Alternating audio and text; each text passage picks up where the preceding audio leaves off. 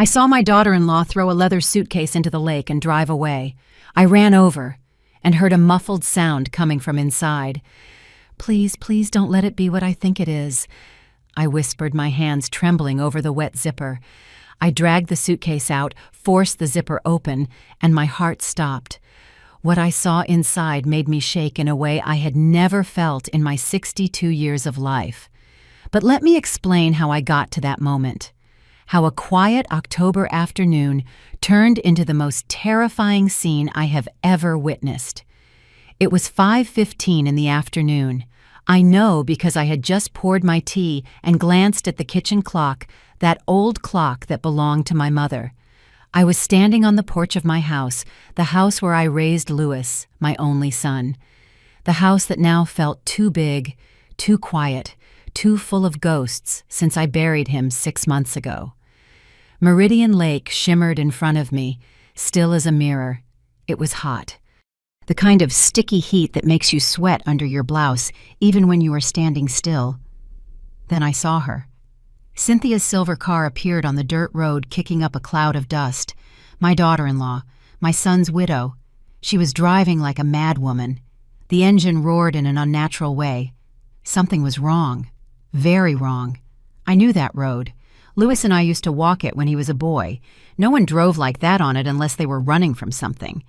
She slammed on the brakes right by the lake's edge. The tires skidded. The dust made me cough. I dropped my teacup. It shattered against the porch floor, but I didn't care. My eyes were glued to her. Cynthia jumped out of the car as if propelled by a spring. She was wearing a gray dress, the one Louis gave her for their anniversary. Her hair was a mess. Her face was red. She looked like she had been crying or screaming or both. She opened the trunk with so much force I thought she would rip the door off. And then I saw it, the suitcase. That damned brown leather suitcase I gave her myself when she married my son. "So you can carry your dreams everywhere," I told her that day. How stupid I was. How naive. Cynthia pulled it out of the trunk. It was heavy. I could tell by how her body stooped, by how her arms trembled. She glanced around, nervous, scared, guilty. I will never forget that look. Then she walked toward the water's edge. Every step seemed to be a struggle, as if she were carrying the weight of the world, or something worse. "Cynthia!" I shouted from the porch, but I was too far away, or maybe she didn't want to hear me. She swung the suitcase, once, twice, and on the third swing she threw it into the lake. The sound of the impact cut through the air. Birds took flight, the water splashed, and she just stood there watching as the suitcase floated for a moment before it began to sink. Then she ran back to the car as if the devil himself was chasing her. She started the engine. The tires screeched. She was gone. She disappeared down the same road, leaving only dust and silence. I was paralyzed. 10 seconds, 20, 30. My brain was trying to process what I had just seen. Cynthia, the suitcase, the lake, the desperation in her movements. Something was terribly wrong. I felt a chill run down my spine despite the heat. My legs started moving before my mind could stop them. I ran. I ran like I hadn't run in years. My knees protested, my chest burned, but I didn't stop. I ran down the porch steps, across the yard, onto the dirt road. My sandals kicked up dust. The lake was about 100 yards away. Maybe less, maybe more. I don't know. I just know that every second felt like an eternity. When I reached the shore, I was out of breath. My heart was pounding against my ribs. The suitcase was still there, floating, sinking slowly. The leather was soaked, dark, heavy. I waded into the water without a second thought. The lake was cold, much colder than I expected. It came up to my knees, then my waist. The mud at the bottom sucked at my feet. I almost lost a sandal. I stretched out my arms. I grabbed one of the suitcase straps. I pulled. It was incredibly heavy, as if it were filled with rocks, or worse. I didn't want to think about what could be worse. I pulled harder. My arms were shaking. The water splashed my face. Finally, the suitcase gave way. I started dragging it toward the shore, and then I heard it. A sound. Faint, muffled, coming from inside the suitcase. My blood ran cold. No, it couldn't be. Please, God, Don't let it be what I'm thinking. I pulled faster, more desperately. I dragged the suitcase onto the wet sand of the shore. I fell to my knees beside it. My hands fumbled for the zipper. It was stuck, wet, rusted. My fingers kept slipping. Come on, come on, come on, I repeated through clenched teeth. Tears started to blur my vision. I forced the zipper, once, twice. It burst open. I lifted the lid, and what I saw inside made the entire world stop. My heart stopped beating. The air caught in my throat. My hands flew to my mouth to stifle a scream. There, wrapped in a soaked light blue blanket, was a baby, a newborn, so small, so fragile, so still. His lips were purple. His skin was pale as wax. His eyes were closed. He wasn't moving. Oh my God, no. My hands were shaking so badly I could barely hold him. I lifted him out of the suitcase with a gentleness I didn't know I still had. He was cold, so cold. He weighed less than a bag of sand. His little head fit in the palm of my hand. His umbilical cord was still tied with a piece of string. String, not a medical clamp. Plain string. As if someone had done this at home in secret without any help. No, no, no, I whispered over and over. I pressed my ear to his chest. Silence. Nothing. I pressed my cheek against his nose, and then I felt it. A puff of air. So faint, I thought I'd imagined it. But it was there. He was breathing. Barely. But he was breathing. I stood up, clutching the baby to my chest. My legs nearly gave out. I ran toward the house faster than I had ever run in my life. Water dripped from my clothes. My bare feet bled from the stones on the path, but I felt no pain. Only terror. Only urgency. Only the desperate need to save this tiny life trembling against me. I burst into the house screaming. I don't know what I was screaming. Maybe help. Maybe God. Maybe nothing coherent. I grabbed the kitchen phone with one hand while holding the baby with the other. I dialed 911. My fingers slipped on the buttons. The phone almost fell twice. 911, what's your emergency? A female voice said. A baby, I sobbed. I found a baby in the lake. He's not responding. He's cold. He's purple. Please, please send help. Ma'am, I need you to calm down. Tell me your address. I gave her my address. The words tumbled out. The operator told me to put the baby on a flat surface. I swept everything off the kitchen table with one arm. Everything crashed to the floor. Plates, papers, nothing mattered.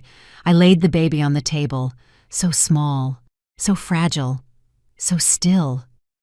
Is he breathing? I asked the operator. My voice was a high-pitched shriek I didn't recognize. You tell me. Look at his chest. Is it moving?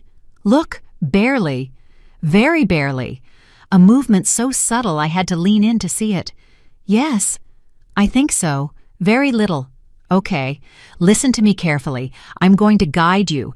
I need you to get a clean towel and dry the baby very carefully. Then wrap him up to keep him warm. The ambulance is on its way. I did what she said. I grabbed towels from the bathroom. I dried his tiny body with clumsy, desperate movements. Every second felt like an eternity. I wrapped the baby in clean towels. I picked him up again, cradled him against my chest. I started rocking him without realizing it. An ancient instinct I thought I'd forgotten. Hang on, I whispered to him. Please hang on. They're coming. They're coming to help you. The minutes it took for the ambulance to arrive were the longest of my life. I sat on the kitchen floor with the baby against my chest. I sang. I don't know what I sang. Maybe the same song I used to sing to Louis when he was little. Maybe just meaningless sounds. I just needed him to know he wasn't alone, that someone was holding him, that someone wanted him to live. The sirens broke the silence. Red and white lights flashed through the windows. I ran to the door. 2 paramedics rushed out of the ambulance, an older man with a gray beard and a young woman with dark hair tied back in a ponytail. She took the baby from my arms with an efficiency that broke my heart. She checked him quickly, pulled out a stethoscope, listened. Her face showed no emotion, but I saw her shoulders tense. Severe hypothermia. Possible water aspiration. "We need to move now," she said to her partner. They placed him on a tiny gurney, put an oxygen mask on him. Their hands worked fast, connecting wires, monitors, things I didn't understand. The man looked at me. "You're coming with us." It wasn't a question. I got into the ambulance, sat on the small side seat. I couldn't stop staring at the baby so small among all that equipment. The ambulance took off. The sirens wailed. The world blurred past the windows. "How did you find him?" the paramedic asked as she continued to work. "In a suitcase." "In the lake. I saw someone throw it in." She looked up. She stared at me. Then she looked at her partner. I saw something in her eyes. Worry. Maybe suspicion. Maybe pity. "Did you see who it was?" I opened my mouth. I closed it. Cynthia, my daughter-in-law, my son's widow, the woman who cried at Lewis's funeral as if her world had ended, the same woman who had just tried to drown a baby. How could I say that? How could I even believe it myself? "Yes," I finally said. I saw who it was. We got to the general hospital in less than 15 minutes. The emergency room doors flew open. A dozen people in white and green scrubs surrounded the gurney. They were shouting numbers, medical terms, orders. They rushed the baby through a set of double doors. I tried to follow, but a nurse stopped me. "Ma'am, you need to stay here. The doctors are working. We need some information." She led me to a waiting room, cream-colored walls, plastic chairs, the smell of disinfectant. I sat down. I was shivering from head to toe. I didn't know if it was from the cold of my wet clothes or from shock. Probably both. The nurse sat across from me. She was older than the paramedic. Maybe my age. She had kind wrinkles around her eyes. Her name tag said Eloise. "I'm going to need you to tell me everything that happened," she said in a soft voice, and I told her, every detail. From the moment I saw Cynthia's car until I opened the suitcase. Eloise took notes on a tablet. She nodded. She didn't interrupt. When I finished, she sighed deeply. "The police will want to talk to you," she said. "This is attempted murder. Maybe worse." Attempted murder. The words hung in the air like black birds. My daughter-in-law. My son's wife. A murderer. I couldn't process it. I couldn't understand it. Eloise put her hand on mine. "You did the right thing. You saved a life today." But it didn't feel like that. It felt like I had uncovered something terrible, something I couldn't push back into the darkness, something that would change everything forever. 2 hours passed before a doctor came out to talk to me. He was young, maybe 35. He had deep, dark circles under his eyes and hands that smelled like antibacterial soap. "The baby is stable," he said, "for now. He's in the neonatal intensive care unit. He suffered severe hypothermia and aspirated water. His lungs are compromised. The next 48 hours are critical." "Is he going to live?" I asked. My voice sounded broken. "I don't know," he said with brutal honesty. "We're going to do everything we can." The police arrived half an hour later. 2 officers, a woman in her 40s with her hair in a tight bun, and a younger man who took notes. The woman introduced herself as Detective Fatima Salazar. She had dark eyes that seemed to see right through lies. They asked me the same questions, over and over, from different angles. I described the car, the exact time, Cynthia's movements, the suitcase, everything. Fatima stared at me with an intensity that made me feel guilty, even though I'd done nothing wrong. "And you're sure it was your daughter-in-law?"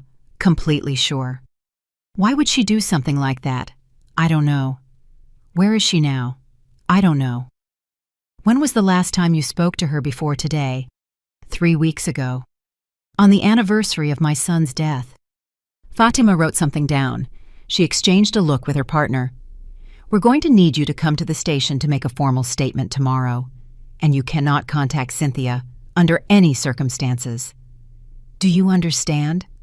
I nodded. What was I going to say to her anyway? Why did you try to kill a baby? Why did you throw him in the lake like trash? Why? Why? Why? The officers left. Eloise came back with a blanket and a cup of hot tea. "You should go home. Get some rest. Change your clothes." But I couldn't leave. I couldn't leave that baby alone in the hospital. That baby I had held against my chest, who had breathed his last gasp of hope in my arms. I stayed in the waiting room. Eloise brought me dry clothes from the hospital storage, nurse's pants and a t-shirt that was way too big. I changed in the bathroom. I looked at myself in the mirror. I looked like I had aged 10 years in one afternoon. I didn't sleep that night. I sat in that plastic chair watching the clock. Every hour I got up and asked about the baby. The nurses gave me the same answer. Stable, critical, fighting. At 3 a.m, Father Anthony showed up, the priest from my church. Someone must have called him. He sat next to me in silence. He didn't say anything for a long time. He was just there. Sometimes that's all you need. A presence.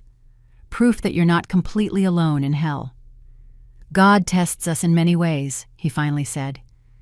This doesn't feel like a test, I replied. It feels like a curse. He nodded. He didn't try to convince me otherwise. And I appreciated that more than any sermon. When the sun began to rise, I knew that nothing would ever be the same. I had crossed a line. I had seen something I couldn't unsee. And whatever came next, I would have to face it. Because that baby, that tiny being fighting for every breath in the next room, had become my responsibility. I hadn't chosen it.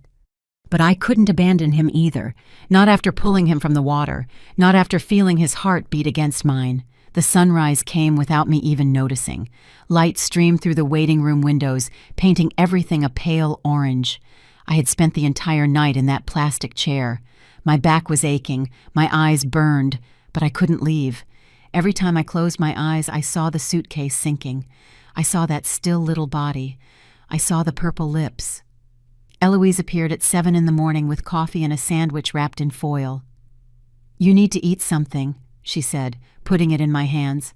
I wasn't hungry, but I ate anyway because she just stood there waiting. The coffee was too hot and burned my tongue. The sandwich tasted like cardboard, but I swallowed. I chewed. I pretended I was a normal person doing normal things on a normal morning. The baby is still stable, Eloise said, sitting next to me. His body temperature is rising. His lungs are responding to treatment. It's a good sign. Can I see him? She shook her head. Not yet, only immediate family. And we don't even know who the family is. Family. The word hit me like a stone. That baby had to have a family, a mother, Cynthia. But she had tried to kill him. So who was the father? Where was he? Why hadn't anyone reported him missing? The questions piled up in my head with no answers. At 9, Detective Fatima came again. She was alone this time. She sat across from me with a folder in her hands. Her expression was hard, inquisitive. She looked at me as if I were the suspect. Betty, I need to ask you a few more questions, she said, opening the folder. I already told you everything I know. I know, but some inconsistencies have come up. Inconsistencies. The word floated between us like an accusation. I felt my stomach tighten. What kind of inconsistencies? Fatima pulled out a photograph. She placed it on the small table between us. It was Cynthia's car, but it was in a parking lot, not by the lake. This photo was taken by a security camera at a supermarket 30 miles from here yesterday at 5:20 in the afternoon. 5:20. 10 minutes after I saw her by the lake. Impossible. I looked at the photo more closely. It was her car, license plate and all. But it can't be. There must be a mistake, I said. I saw her. I was there. I saw her throw the suitcase. Are you completely sure it was Cynthia? How close were you? I swallowed hard. 100 yards. Maybe more. I saw her from behind most of the time, the gray dress. The dark hair. The silver car. I was sure. I said, but my voice sounded less convincing now. Fatima leaned forward. Betty, I need you to be honest with me. What is your relationship with Cynthia? Do you get along? And there it was. The real question. The one I had been waiting for since the police showed up. Because we didn't get along. We had never gotten along. From the day Louis introduced me to her, I knew something was wrong with her. She was too perfect, too calculating, too interested in the money Lewis made as an engineer. "We're not close," I admitted. "Do you blame her for your son's death?" "What?" My voice was too loud, too defensive. "It's a simple question. Do you blame Cynthia for Lewis's death? The accident. That's what everyone called it. Lewis was driving home after dinner with Cynthia. It was raining. The car skidded. He crashed into a tree. Lewis died on impact. Cynthia walked away with minor scratches. It always seemed strange to me.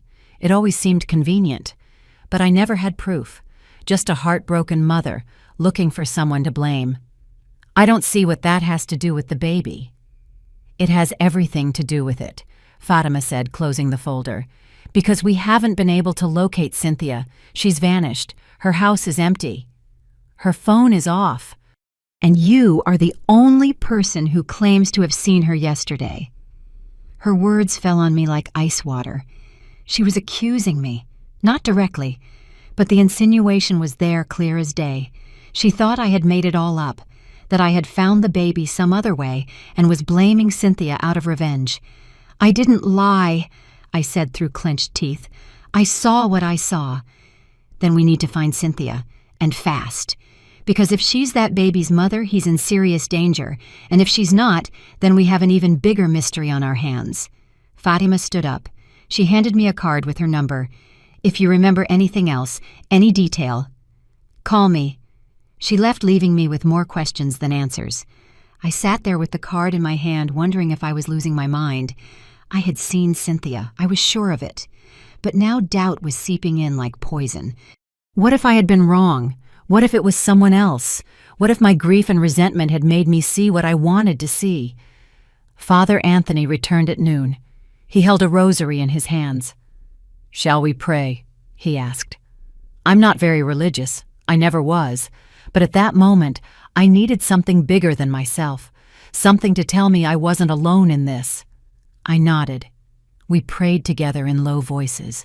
The familiar words calmed me, even if I didn't understand how they worked. When we finished, I felt a little less broken. "The police think I'm lying," I told him. "The truth always comes to light," he replied, "even if it takes time." But we didn't have time. That baby was fighting for his life, and somewhere Cynthia was hiding, or running, or planning her next move.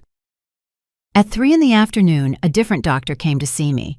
A woman this time, older, with thick glasses and a serious expression. "We need your consent to run some tests on the baby," she said. "I'm not family." "We know, but you're the only responsible person right now. Social services is on the way, but in the meantime, we need to act. The baby needs blood tests. We need to know if he has any medical conditions, if he was exposed to drugs, if he has injuries we haven't detected." I signed the papers. I didn't even read them completely. I just wanted them to do whatever was necessary to save him. 2 hours later, the social worker showed up. Aline. She was young. Too young for that job, I thought. Maybe 25. Short hair, gray suit, a professional smile that didn't reach her eyes. "Mrs. Betty," she said, sitting next to me, "I need to ask you some questions about your situation. I understand you found the baby." The story again. The questions again. But Aline was different. She didn't look at me with suspicion. She looked at me with pity, which was worse somehow. "Do you live alone?" she asked. "Yes." "Do you have a stable income?" "I have my late husband's pension. And some savings." "Criminal record?" "No." "Mental health issues? Depression, anxiety?" I hesitated. After Lewis died, I took antidepressants for 3 months. My doctor said it was normal, that grief sometimes needs chemical help. I stopped when I started to feel better. "I had depression after my son's death," I admitted, "but it's over now." Aline wrote something down. I couldn't see what. "The baby will need a temporary home when he's released from the hospital," she said, "if he's released. Social services will look for certified foster families. In the meantime, he will remain in state custody." State custody. Those words broke something inside me. That baby I had held against my chest, who had breathed his first breath of life in my arms, was going to be handed over to strangers, to a system, to people who would see him as just another case file, just another number. What if I wanted to— The words came out before I could stop them. What if I wanted to take care of him? Aline looked at me surprised, then skeptical. Mrs. Betty, you're 62 years old. You're not a certified foster parent. You have no legal relationship to the baby. And you are involved in an active criminal investigation. I didn't do anything wrong. I saved his life. I know. But the system has protocols. The child's best interest comes first. And frankly, your age and your recent emotional situation are factors we have to consider. I felt like I had been slapped. Too old, too unstable, too broken. Maybe she was right. Maybe it was crazy to even think about it. But when I closed my eyes, all I saw was that fragile little body, and I knew that no one else in the world would love him like I could. That night, I went home for the first time in 36 hours. Eloise convinced me. She said I needed to shower, to sleep in a real bed, that the baby would be fine, that they would call me if anything changed. I drove home as the sun was setting. The lake shimmered to my right. I stopped at the same spot where I had seen Cynthia, where I had pulled out the suitcase. I got out of the car. I walked to the shore. The suitcase was gone. The police had taken it as evidence, but I could see exactly where it had been. I could see my own footprints in the dried mud. I stood there as darkness fell, wondering if I would ever know the truth, wondering if Cynthia was watching from somewhere, wondering what the hell had really happened. And then my phone rang. It was the hospital. My heart stopped. "Mrs. Betty," Eloise's voice said, "you need to come back, now." I drove back to the hospital, breaking every speed limit. My hands trembled on the steering wheel. My heart was beating so loud I could hear it over the engine. Eloise hadn't given any details on the phone. She just said to come back. Now. Those 2 words were enough to fill my head with the worst-case scenarios. The baby had died. It had to be that. Why else would they call me so urgently? He had fought for 2 days, and finally, his little body had given up. It hadn't been enough. I hadn't been enough. I had been too late. I parked crookedly, taking up 2 spots. I ran toward the emergency room doors. Eloise was waiting for me at the entrance. Her expression was serious, but there was something else, something I couldn't decipher. "He's alive," she said immediately, as if she knew exactly what I was thinking. "The baby's alive. But you need to come with me." She led me down hallways I didn't know. We went up to the 3rd floor. We passed the neonatal intensive care unit. We kept walking. Finally, we reached a small conference room. Inside were Detective Fatima, Aline the social worker, and a man I didn't know. He was older, maybe 60. He wore a dark suit and glasses. He had the face of a lawyer. "Please sit down," Fatima said, pointing to a chair. I sat. My legs felt like jelly. Everyone was looking at me with an intensity that made me want to run. "We received the results of the baby's DNA test," Fatima said. Her words fell like stones in still water. DNA. I didn't understand why they had done that. What were they looking for? And I asked when the silence became unbearable. Fatima exchanged a look with the man in the suit. He nodded. She opened a folder and took out several papers. She placed them in front of me.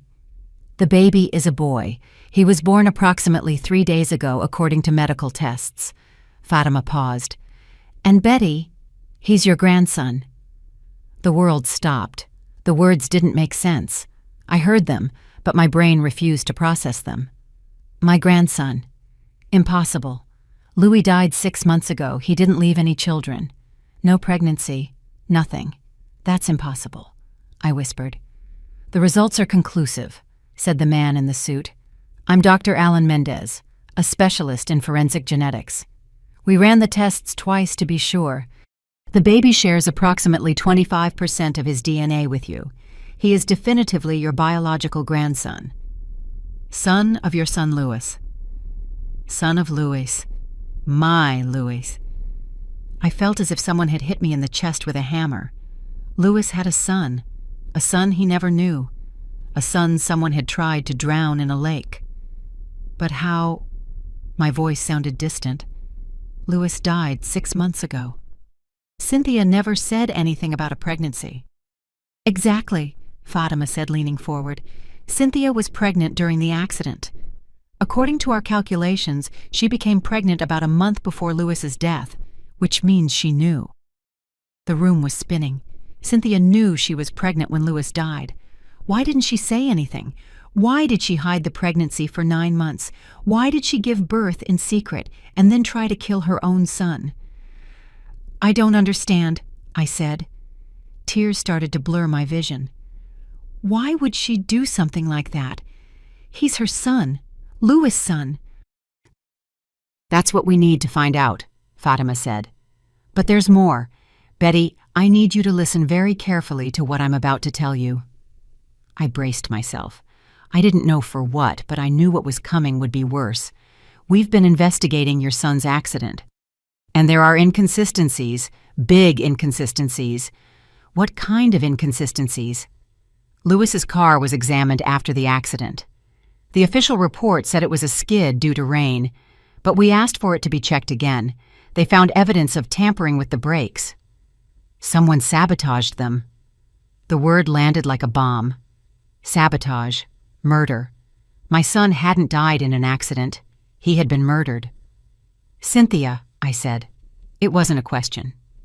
She is our prime suspect, Fatima admitted, but we need proof, and we need to find her. She has completely disappeared. She hasn't used her phone. She hasn't touched her bank accounts. It's like she vanished into thin air. I got up from the chair. I needed to move. I needed air. I walked to the window. Outside the city glittered with millions of lights. Normal life, normal people, while I was trapped in this nightmare. My son, I whispered against the glass. My baby. She killed him. No one answered. There was nothing to say. I felt a hand on my shoulder. It was Aline. There's something else you need to know, she said softly. About the baby. About his future. I turned around. Her eyes were kind but sad. Given that the baby is your biological grandson, you have legal rights. You can petition for custody. But she raised a hand before I could speak. It will be a long process. There will be evaluations. Home visits, psychological interviews, and in the meantime, the baby will remain in state care. No, the word came out like a roar. You're not taking him from me. He's all I have left of Lewis. He's my grandson, my blood. I understand, Aline said. Believe me, I do, but the system has protocols. And after everything that's happened, we need to ensure the baby is safe. He'll be safer with me than with any stranger. Maybe, but that decision isn't up to me. It's up to a judge and the well-being of the child. Dr. Mendez spoke for the first time since his initial revelation. There's another factor we must consider. The baby suffered severe trauma, hypothermia. Near drowning, the next few weeks will be critical for his development. He will need specialized care. Therapy, constant medical follow-up. I'll do whatever it takes, I said. Anything. Fatima stood up. Betty, I need you to understand something. You are not a suspect. We believe your story, but you also can't just keep the baby because he's your grandson. There's a legal process, and in the meantime, our priority is finding Cynthia. We need your help. How? Think. Did Cynthia ever mention a special place? Any property? Any friend or relative she might be hiding with? I closed my eyes. I thought about all the conversations I'd had with Cynthia during the 3 years she was married to Lewis. They were few, superficial. She never talked about her family. She never mentioned her past. It was as if she had appeared out of nowhere the day she met Lewis. She has an aunt, I said suddenly, up north, near the border. Louis mentioned her once. He said Cynthia grew up with her. Fatima wrote it down quickly. Name? I don't know. Louis never said. It's a start, Fatima said. We'll look into it. They all left, except Eloise. She stayed with me in that cold, empty conference room. Do you want to see your grandson? She asked. I nodded, unable to speak. She took me through security doors to the neonatal intensive care unit. She had me wash my hands, put on a sterile gown. Then she led me to an incubator in the corner. And there he was, my grandson, My Louis's son. So small, so fragile, hooked up to tubes and wires, but alive, breathing, fighting. He had Louis's dark hair, Louis's nose, Louis's long fingers. "Can I touch him?" I whispered. "Yes, just be gentle." I reached my hand through the opening in the incubator. I touched his tiny hand. It was so soft, so warm. His little fingers closed around my index finger, a reflex, but it felt like a promise. "Hello, little one," I whispered. "I'm your grandma, and I promise I'm going to protect you. No one is ever going to hurt you again. I swear it on your father's memory." Eloise put her hand on my shoulder. "He needs a name," she said softly, "for the hospital records. Until we find the mother, or until a judge decides." A name. Louis had wanted to name his first son Hector, after my father. He had told me once during a Christmas dinner, "If I ever have a son, I'll name him Hector." "Hector," I said. "His name is Hector." I stayed there all night, sitting by the incubator, holding his hand, singing him the songs I used to sing to Louis. Promising him a future I didn't know if I could give him, but promising it anyway, because now I knew the truth. This baby wasn't a stranger I had found by chance. He was my blood, my family, all that was left of my murdered son. And I wasn't going to let anyone take him from me. Not the system, not Cynthia, not anyone. The following days were a bureaucratic hell. I woke up every morning at 5. I showered, I got dressed, I drove to the hospital, I spent the day by Hector's incubator. And in the afternoons, the visits came. Lawyers, social workers, police officers, all with folders, all with questions, all deciding if I was good enough to raise my own grandson. Aline showed up on the third day with a list of requirements. She read it in a monotone voice, as if she were reciting an appliance instruction manual. "You'll need a criminal background check, a full psychological evaluation, a medical exam, verification of income, an inspection of your home, personal references from at least 3 non-family members. And you need to complete a 40-hour childcare course." 40 hours. As if I hadn't raised a son myself. As if I didn't know how to change a diaper or prepare a bottle. But I said nothing. I just nodded and took the papers she handed me. "How long will all this take?" I asked. "If you're lucky, 6 weeks. If not, 3 months." 3 months. Hector would be in foster homes for 3 months while I jumped through bureaucratic hoops to prove I deserved to raise him. And what about him in the meantime? When he's discharged from the hospital, he will go to a certified temporary foster family. He will receive proper care. You can visit him twice a week under supervision. Twice a week. Under supervision. As if I were a threat. As if I wasn't the one who saved him from drowning. That night I called Father Anthony. I needed references. I needed people who would say I wasn't crazy. That I was fit. That I could do this. He came to my house the next day. He sat in my kitchen drinking the same tea I used to make for Louis when he was a boy. "Of course I'll help you," he said. "You're one of the strongest women I know."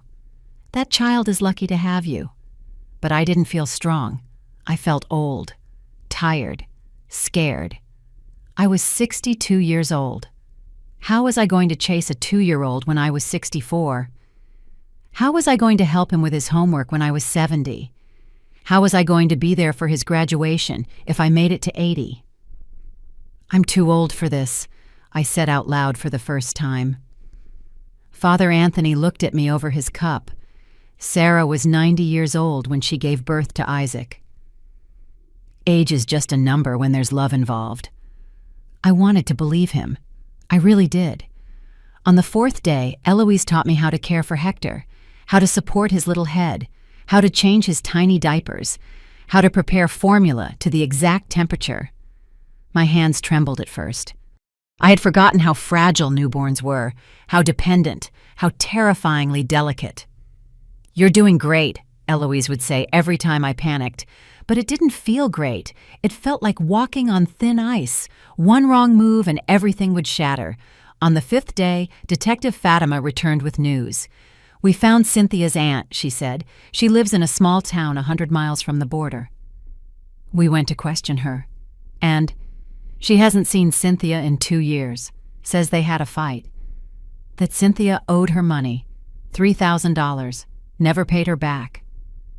Money. It always came back to money with Cynthia. Louis earned a good salary as an engineer, $70,000 a year. He had savings, a $200,000 life insurance policy. Cynthia was the beneficiary. Did she collect the insurance? I asked. Fatima nodded. 4 months ago, $200,000 deposited into her account. 2 weeks later, she transferred it all to an offshore account in the Cayman Islands. We're trying to track it, but it's complicated. $200,000, the value of my son's life, and she had hidden it in some tax haven while planning to kill her baby. Why? I said. The question that tormented me every night. Why kill the baby? She could have given him up for adoption. She could have left him at a hospital. Why try to drown him? Fatima was quiet for a long moment. There's a theory, she finally said. We've been investigating Louis's finances. We found something interesting. 2 weeks before he died, he changed his will. He left everything to his future children. Not to Cynthia, to his children. The air left my lungs. Louis knew. Somehow he knew Cynthia was pregnant, and he changed his will to protect his son. She killed him for money, I whispered. We believe so. And then she found out the money would go to the baby if he was born alive. So she decided to eliminate him too. The sheer evil of it left me speechless. She had killed my son. She had carried the pregnancy to term. She had given birth alone. And then she had tried to drown her own baby. All for money. Do you have enough to arrest her? When we find her, yes, but she's still missing. She's smart. She knows we're looking for her. The days turned into weeks. Hector grew stronger. The doctors removed the tubes one by one. He started breathing on his own, feeding on his own, crying with strong, healthy lungs. He was a medical miracle according to the doctors. No baby who had been through what he had should be doing so well. But I knew it was more than medicine. It was willpower. It was Louis's spirit living in that little body, fighting, surviving, refusing to give up. I completed all the requirements. The background check came back clean. The medical exam showed I was healthy for my age. The psychological evaluation was tougher. A young woman with glasses asked me questions for 3 hours. How did you handle your son's death? How do you feel about Cynthia? Are you trying to replace Louis with this baby? That last question angered me. I'm not replacing anyone. I'm saving my grandson. It's different. She wrote something down. I didn't know if it was good or bad. The home inspection was humiliating. 2 women checked every corner. They opened closets, checked the refrigerator, measured the windows to see if they were safe, counted the smoke detectors, asked about my emergency plan in case of a fire. You'll need a certified crib, a changing table, safety gates on all stairs, locks on the cabinets, outlet covers. I spent $200 on baby gear. My pension barely covered my basic expenses. I had to use my savings, but I didn't care. Hector was worth it. The childcare course was the worst. 15 young mothers and me. They all looked at me like I was the confused grandmother who had walked into the wrong class. The instructor was 25. She explained things I already knew with insulting slowness. Babies need to eat every 3 hours. Babies cry when they are hungry or wet. Never shake a baby. I nodded and took notes, even though I wanted to scream that I had raised a son to adulthood, that I knew exactly what I was doing. But I needed that certificate. So I swallowed my pride and pretended to learn. 6 weeks after finding Hector in the lake, Aline appeared at the hospital with a small smile. You've completed all the requirements, she said. The judge will review your case next week. If all goes well, you could have temporary custody in 2 weeks. 2 weeks. After 42 days of bureaucratic hell, I could finally take my grandson home. But that same night, when everything seemed to be getting better, my phone rang. It was Fatima. Her voice was tense. Betty, I need you to come to the station. Now. We found something about Louis you need to see. I arrived at the police station with my stomach in knots. Fatima was waiting for me at the entrance. Her face was more serious than usual. She led me through narrow hallways to an interrogation room. On the table was a cardboard box. Inside, I recognized Louis's belongings: his wallet, his watch, his broken phone, the things they returned to me after the accident. "What is this?" I asked. "We finally managed to unlock his phone," Fatima said. "Our technician worked on it for weeks. And we found something." She pulled out a manila envelope. She opened it and spread several printed sheets on the table. They were screenshots of text messages between Louis and Cynthia, dated 2 weeks before his death. I read the first one. It was from Louis to Cynthia. "We need to talk." "I know about the baby," Cynthia's reply. "I don't know what you're talking about," Louis again. "I found the pregnancy test in the bathroom. Why didn't you tell me?" A 3-hour silence. Then Cynthia. "I wasn't ready to tell you. I was scared." "Scared of what? I'm your husband. We're going to be parents. This is wonderful." Another silence. Then, "I don't want to have it." I felt like I'd been punched. I kept reading. My hands were shaking. Louis. "What do you mean you don't want to have it?" Cynthia. "I'm not ready. I don't want to be a mother. I want to travel, to live, not be tied down to a baby. He's our child. He's a mistake." "Don't say that. Please, we can make it work. I'll help you. My mom will help us." "I don't want help. I want my life back." The messages grew more intense, Louis pleading, Cynthia resisting, until I reached the last exchange, the day before the accident. Louis. "I spoke to a lawyer. If you decide not to have the baby, I'm divorcing you. And if you have him and don't want to raise him, I will fight for full custody. I'm not going to let you hurt my child." Cynthia. "You're going to regret this." Louis. "Is that a threat?" There was no reply. The next day, Louis was dead. I dropped the papers. Tears streamed down my cheeks uncontrollably. "She killed him," I said. "She killed him because he was going to protect the baby." "That's what we believe," Fatima said. "And there's more. We checked Cynthia's phone records from that week. She made 3 calls to a freelance mechanic. Carlos Medina. We brought him in for questioning. And what did he say? Nothing at first. But when we showed him evidence of the bank transfers Cynthia made to him $2,000 the day before the accident, he started talking. He admitted she paid him to sabotage the brakes on Louis's car." I felt sick. I had to sit down. Cynthia had planned everything. She had hired someone to kill my son, and she had made it look like an accident. Why would Carlos do something like that? Debts. He gambled. He owed $15,000 to dangerous people. Cynthia offered him $2,000 immediately and $3,000 more later. He accepted. He's now under arrest as an accomplice to murder. And Cynthia, we have a warrant for her arrest. For first-degree murder and attempted murder, but we still haven't found her. She's like a ghost. I sat in that cold room processing everything. My son had died trying to protect his baby, and that baby was now in the hospital fighting for his life because his own mother had tried to kill him too. The cruelty of it all was unbearable.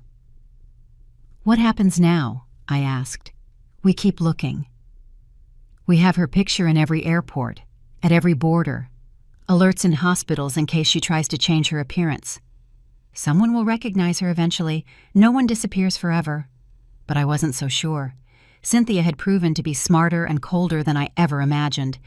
If she had planned Louis's murder in such detail, she probably had an equally elaborate escape plan. I went back to the hospital that night. I sat by Hector's incubator. I watched him sleep. So innocent, so oblivious to the horror surrounding him.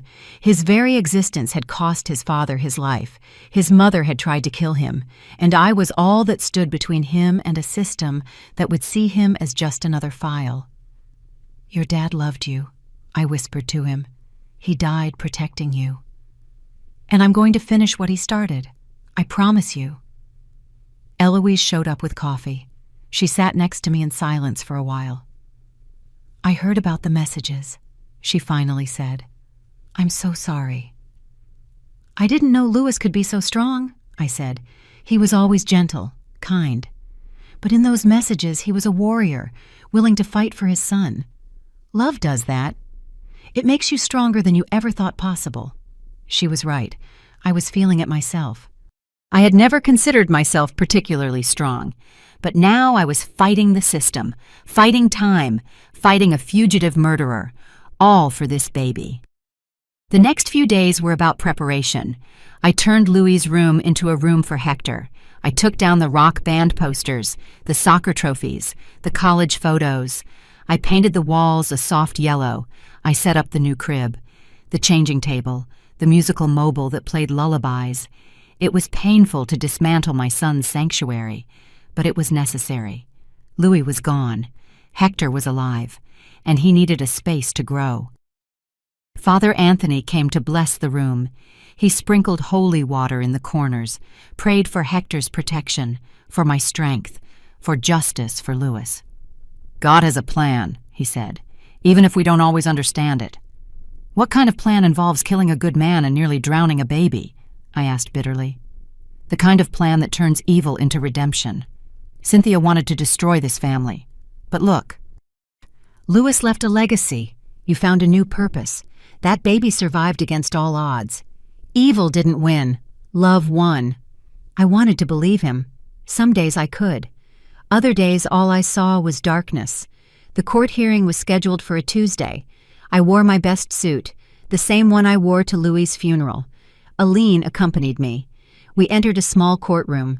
The judge was a woman in her 50s, gray hair pulled back, a stern but not unkind expression. She reviewed all my papers, the certificates, the references, the evaluations, the home inspection report. She read every page with painstaking attention. Finally, she looked up. "Mrs. Betty," she said, "I have reviewed your case carefully. It is highly unusual. A 62-year-old woman petitioning for custody of a newborn, but it is also unusual for a grandmother to save her grandson from drowning." My heart was beating so loud I was sure everyone could hear it. "I have spoken with the hospital, with the social workers, with your references, and they all say the same thing, that you are dedicated, loving, capable, that that baby was lucky you were there that day." I felt tears welling up but held them back. "I have also read about the criminal case, about the suspicion that the baby's mother murdered his father and then tried to kill the baby. It is horrible, unthinkable. That child needs stability. He needs love. He needs someone to protect him." A pause. Long, endless. "Therefore, I am granting temporary custody to Betty for a period of 6 months. During that time, there will be monthly visits from social services, progress evaluations, and at the end of the 6 months, we will review whether custody becomes permanent. Congratulations." "Grandma." The gavel struck, and suddenly I could breathe again. I cried. Right there in the courtroom, I cried with relief, with gratitude, with fear, with everything. Aline hugged me. "You did it," she whispered. "You're going to be able to take him home." 3 days later, 6 weeks after pulling him from the lake, I took Hector home. Eloise helped me buckle him into the car seat. She explained everything again, how to hold him, how to feed him, how to spot signs of trouble. "You're going to be fine," she said, "and I'm just a phone call away if you need me." I drove home at 20 miles per hour. Every bump terrified me. Every approaching car seemed like a threat. But we made it, safe and sound. I walked into the house with Hector in my arms. I took him to his room. I laid him in his crib. He looked so small in that space, so vulnerable. But he was breathing. He was alive. He was safe. For now. The first few weeks with Hector at home were the hardest of my life. I had forgotten how exhausting it is to care for a newborn. The sleepless nights, the unexplained crying, the constant panic that I was doing something wrong. At 30, I had raised Louis with youthful energy. At 62, every sleepless night left me shattered.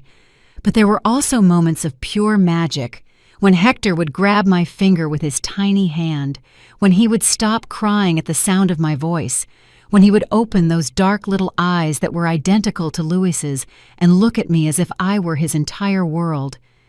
In those moments, I knew every second of exhaustion was worth it.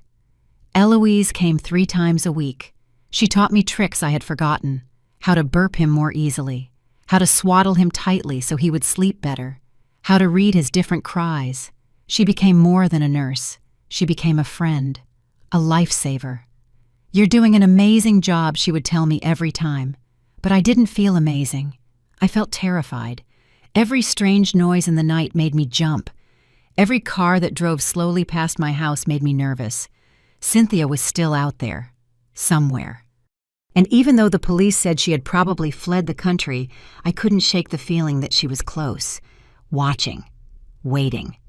I installed new locks on all the doors, security cameras on the porch, an alarm connected directly to the police. I spent another $800 I didn't have, but Hector's safety was priceless. One night, 3 weeks after bringing him home, I found something. I was organizing Louis's things that I had stored in boxes, his clothes, his books, his papers. At the bottom of a box, I found a journal, brown leather, worn. I didn't know Louis kept a journal. I opened it with trembling hands. The first few pages were from years ago, thoughts about his job, about his friends, nothing important. But then I got to the entries from the last year, from the year he knew Cynthia. "Met someone today." An entry from 4 years ago read, "Her name is Cynthia. She's beautiful. Smart, mysterious. There's something about her I can't figure out. She intrigues me." I kept reading. The entries about Cynthia became more and more frequent. Louis was in love, completely captivated. But there were also doubts. "Sometimes I feel like I don't really know her. She never talks about her family. When I ask, she changes the subject. It's like her life started the day we met." Another entry. "I found Cynthia going through my bank statements. She said she was just curious, but something felt wrong. Why would she look at that without asking first?" And then the one that chilled my blood, dated a month before his death. "Cynthia is pregnant. I found the test.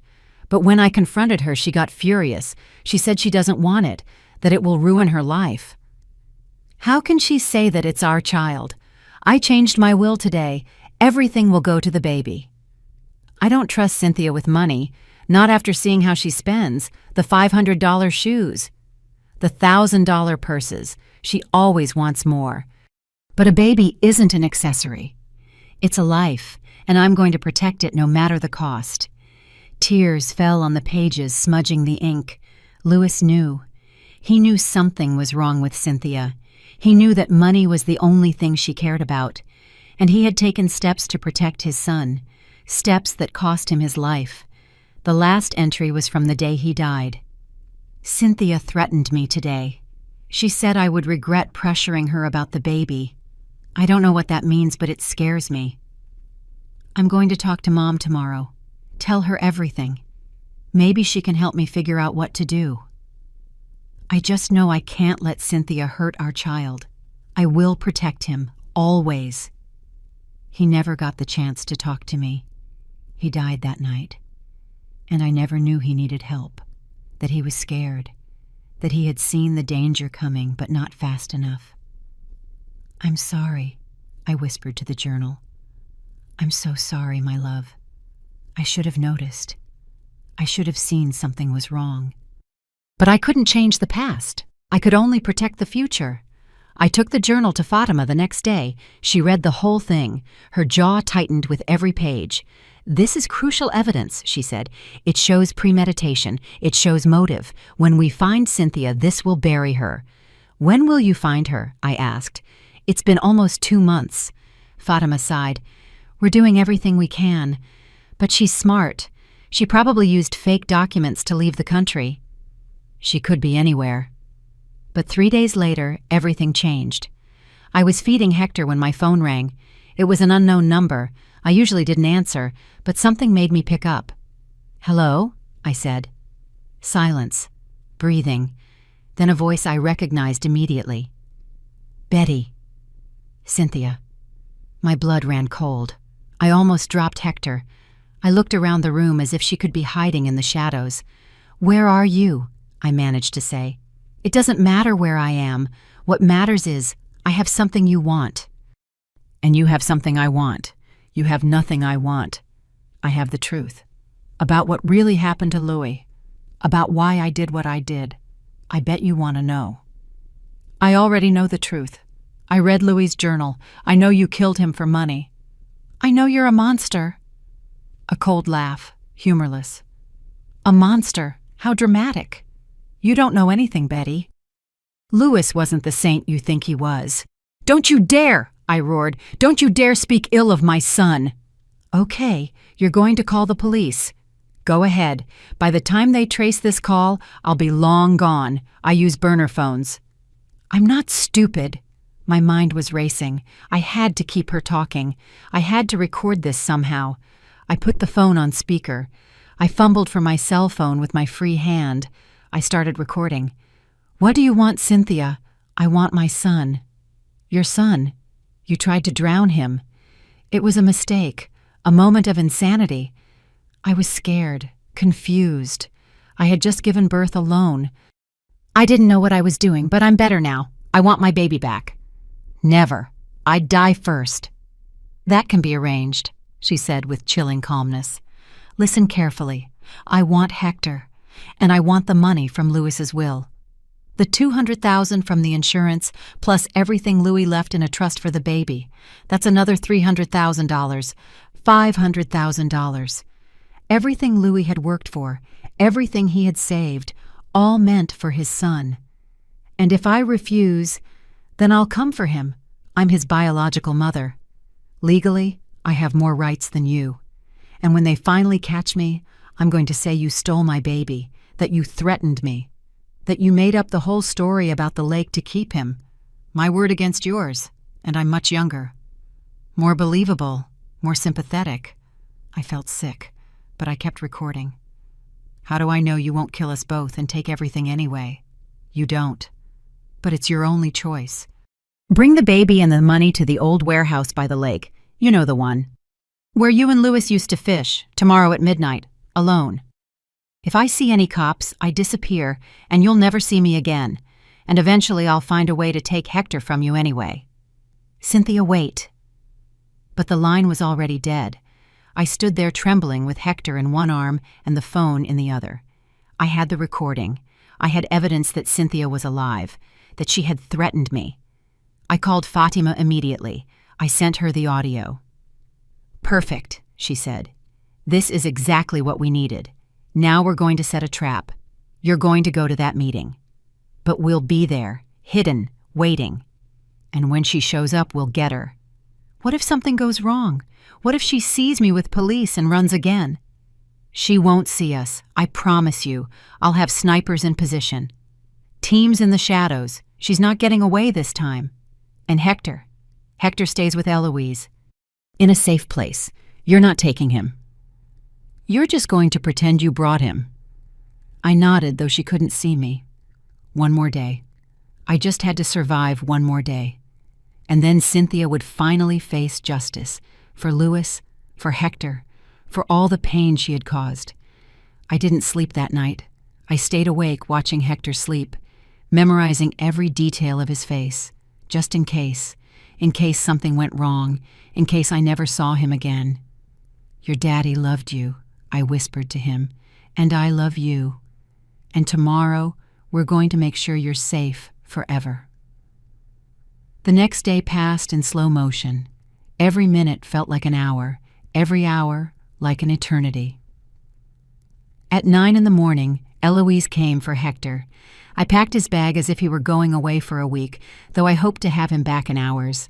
Diapers, formula, extra clothes, his favorite blanket. My hands trembled as I put each item in the bag. "He'll be perfectly fine with me," Eloise said, taking Hector in her arms. "I have your number. The police have my address. No one is going to touch him, I promise." I kissed her on the forehead. Then I kissed Hector. His soft skin smelled of baby lotion and hope. "I love you, little one," I whispered. "Grandma will be back soon." I watched them leave. Eloise's car disappeared down the street, and I felt like a piece of my soul was being torn away. But it was necessary.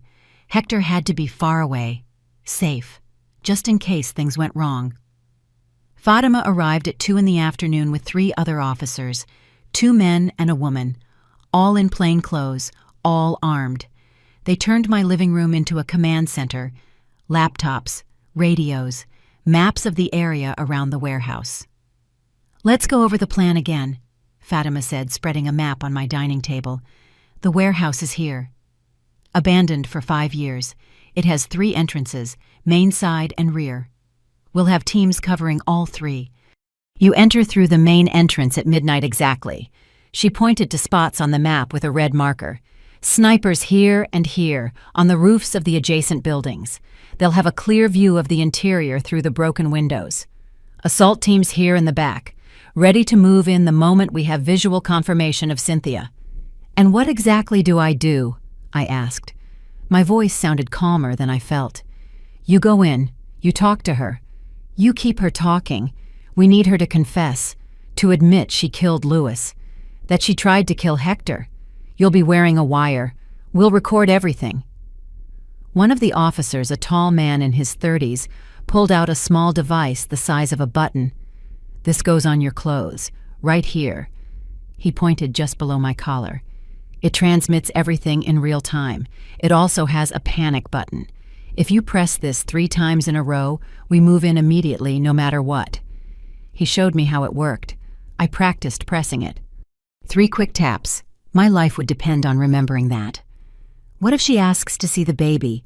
You tell her he's in the car, that you want to talk first.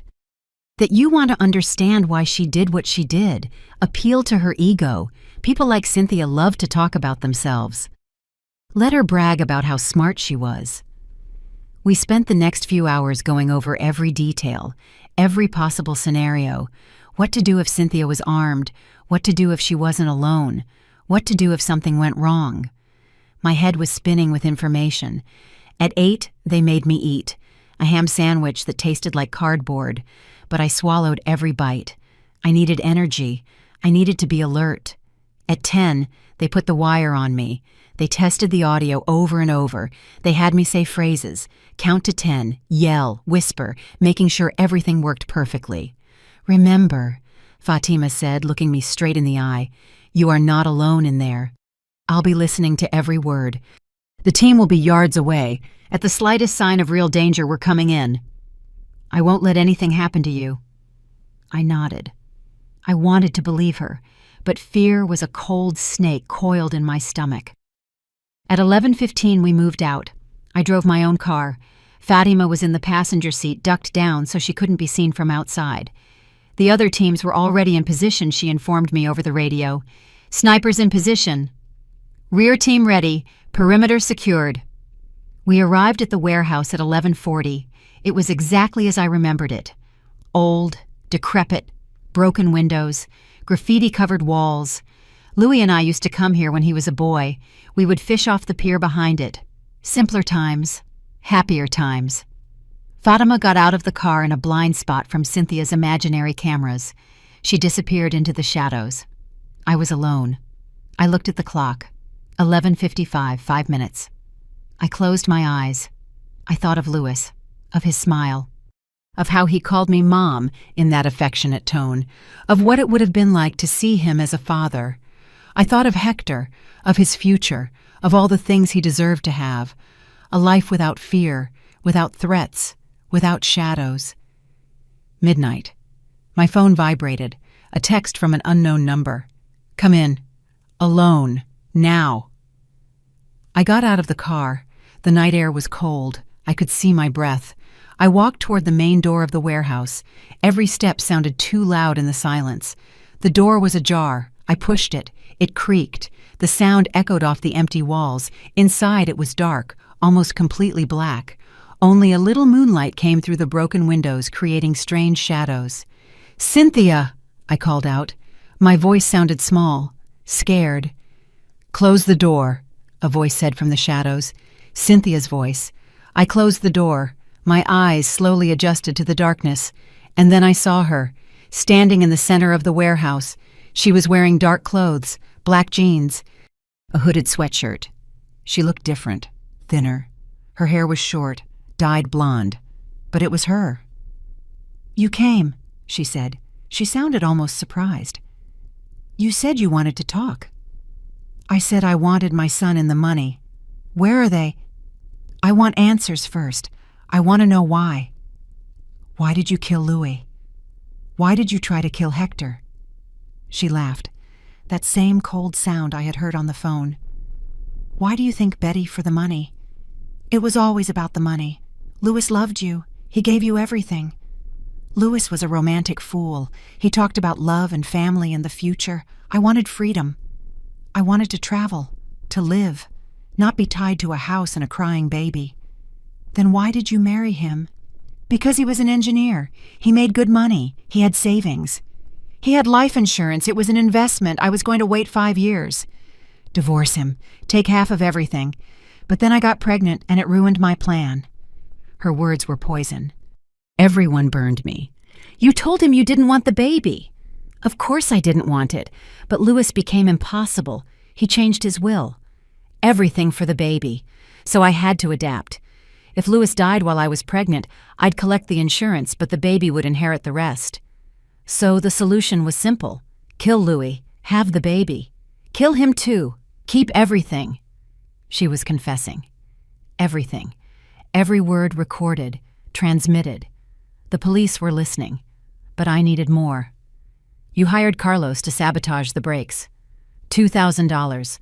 A bargain considering I got $200,000 from the insurance. Best investment of my life. And the baby, your own son. He was an obstacle. Nothing more. I gave birth alone in a cabin I rented with cash. No one knew I was pregnant. I wore baggy clothes, avoided people. When he was born, I thought about just leaving him somewhere. But then I remembered the lake, where you and Louis used to go. It seemed poetic. To end everything where your little family tradition began.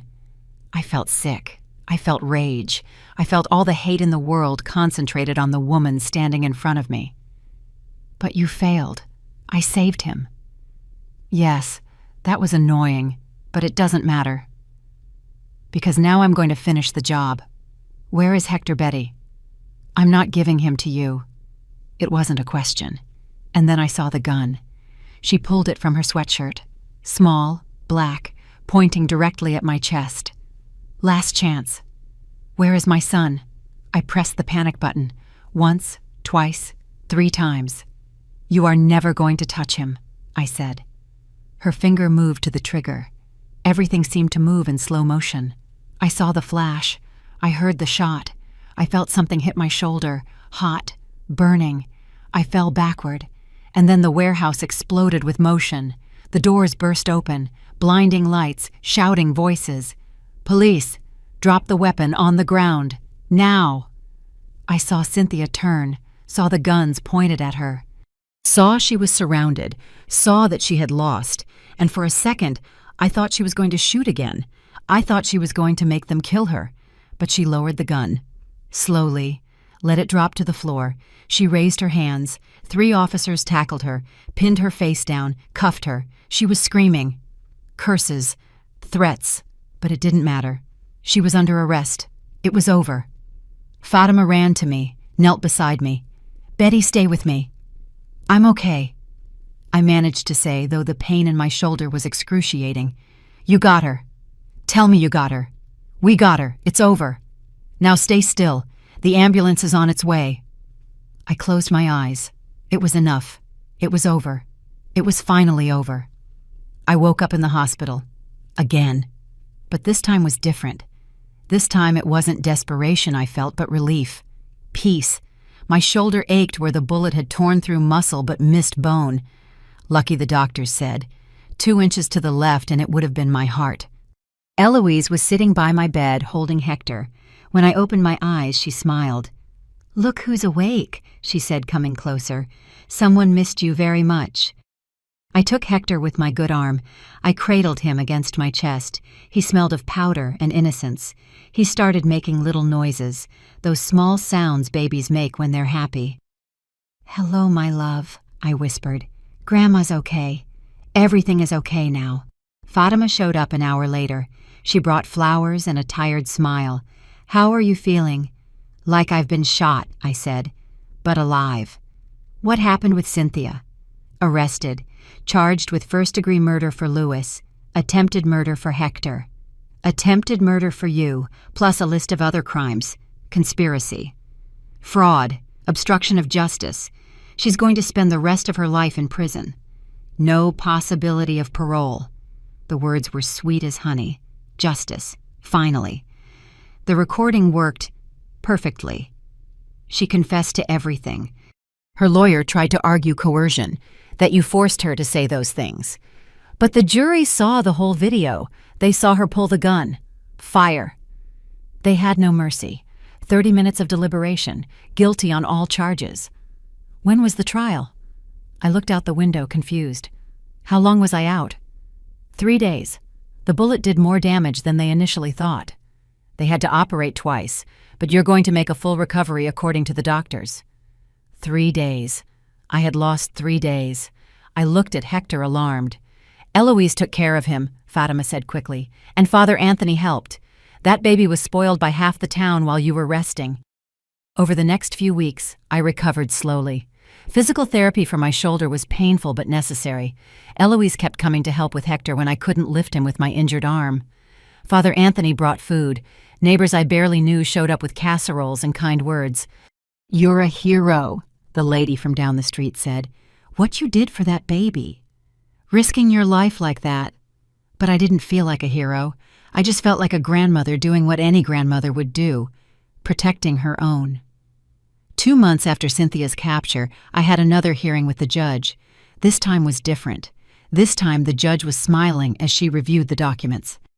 "Mrs. Betty," she said, "I have reviewed all the reports from the last 6 months. The visits from social services, Hector's medical evaluations, the progress reports. And I must say I am impressed." My heart was beating fast. "Hector is thriving under your care.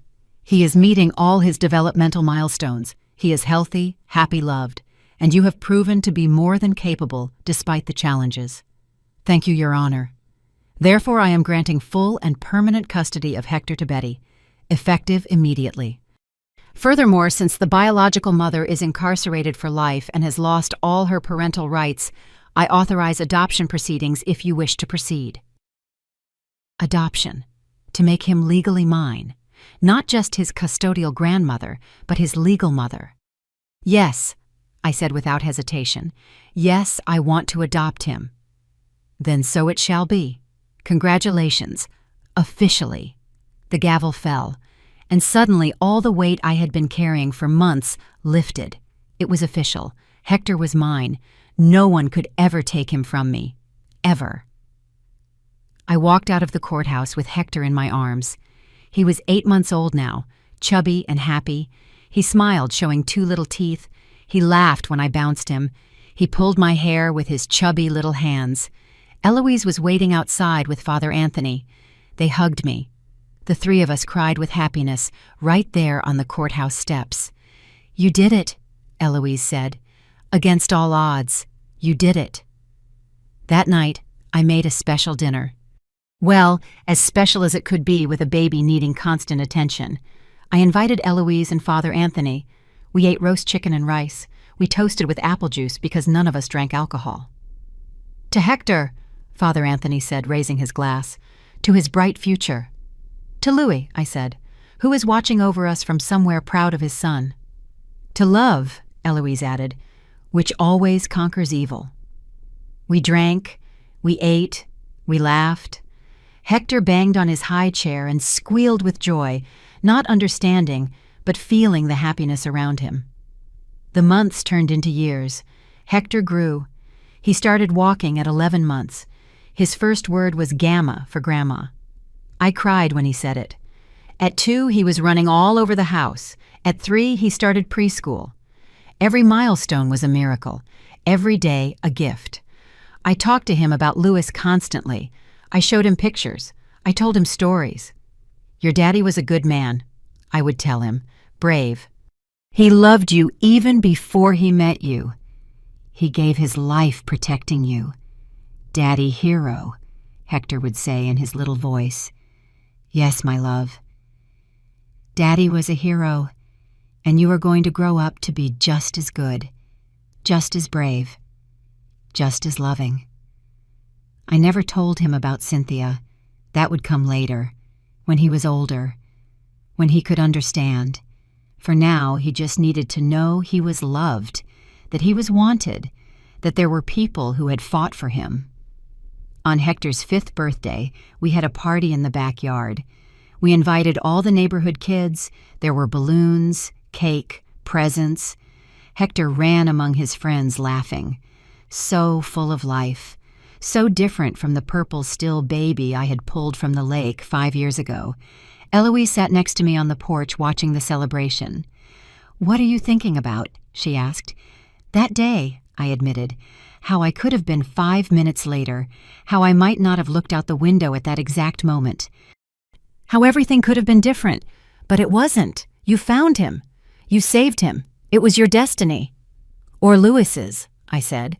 Sometimes I think he guided my eyes to the lake that day, that somehow he knew I would be there, that he could trust me to protect his son. Maybe, Eloise said. Or maybe you're just an incredibly brave woman who refused to give up. That night, after everyone had gone home, after Hector fell asleep exhausted from all the excitement, I sat alone in the living room. I looked at the pictures on the wall. Louis as a baby, Louis at his graduation, Louis on his wedding day, and next to those photos, new ones. Hector as a newborn in the hospital, Hector taking his first steps, Hector on his first day of school. 2 generations, connected by love, separated by tragedy, united by survival. "We did it, Louis," I whispered to his picture. "Your son is safe. He's happy. He's growing up strong and good, just like you wanted." And though I knew he couldn't answer, I felt something, a warmth, a peace, as if he were there, proud, grateful, at peace. Maybe you would have given up if you were in my shoes. Maybe you would have thought you were too old, too tired, too broken. Or maybe you would have done the exact same thing, because that's what love does. It makes you stronger than you ever thought possible. It makes you fight when all seems lost. It makes you find hope in the deepest darkness. I don't know what the future holds. I know there will be challenges. I know there will be hard days. I know raising a child at my age won't be easy. But I also know that every day with Hector is a gift. Every smile, every hug, every "I love you, Gamma." If this story touched your heart, if it made you feel something, leave me a comment. Give it a like. Subscribe to Elderly Stories. It means the world to us. Because these stories are about real people facing impossible situations, and they deserve to be heard. They deserve to be remembered. They deserve to matter. And to you, Hector, if you ever read this when you're older, I want you to know that you were loved before you were even born, that your father died protecting you, that I would have done anything to save you, and that every second of these years with you has been worth every sacrifice. You are my reason, my purpose, my second chance at being a mother, and I wouldn't change a thing.